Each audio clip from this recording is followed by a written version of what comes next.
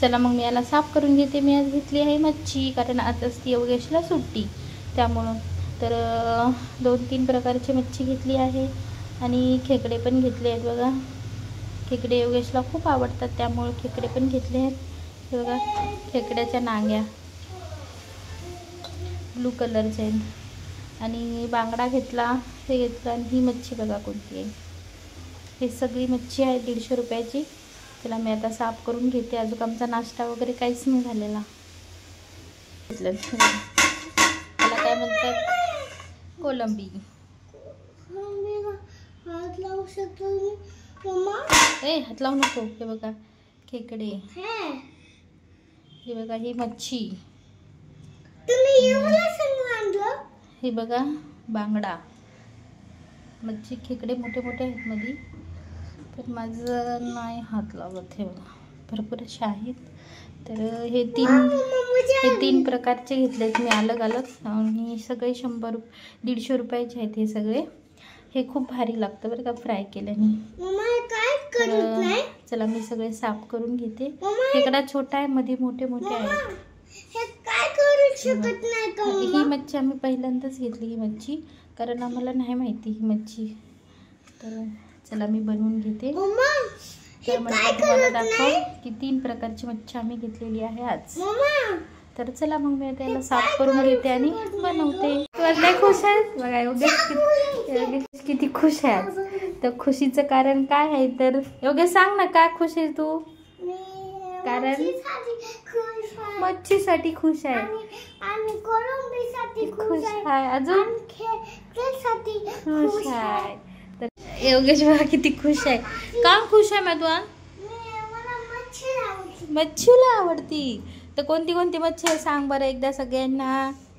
ही मच्छी, हा हे काय, हे कोलंबी, हे काय, हे खेकडा, आणि हे काय, हे बांगडा. हा तर 3 प्रकारच्या मच्छी आहेत. तर हो तुम्हाला आवडलं का सांगा आमची मच्छी.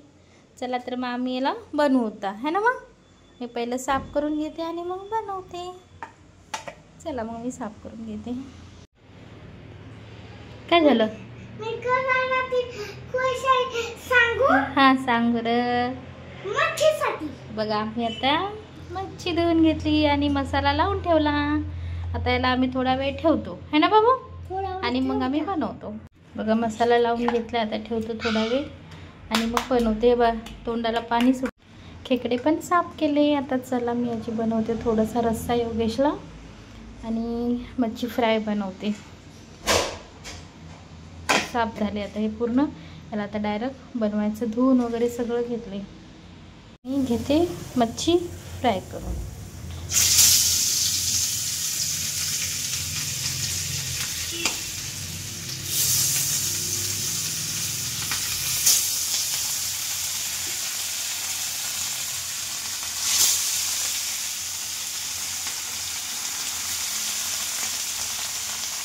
तर चला मी आता मच्छी फ्राय करून घेते. या मच्छीला जास्त तेल लागत नाही बाकीच्या मच्छीपेक्षा. हे बघा झाली मच्छी फ्राय आणि थोडीशी राहिली. एक बांगडा राहिला तर त्याला पण फ्राय करून घेते. आणखी बघा झाली मच्छी. नक्की खायला या. दोघं तिथंच आहे. त्याची खेळणी आहेत, गाडी ते सगळं. बघा कसं सायकल खेळतो एकटाच. त्याची डॅडी असते ना ते पाठीमागे ना. हो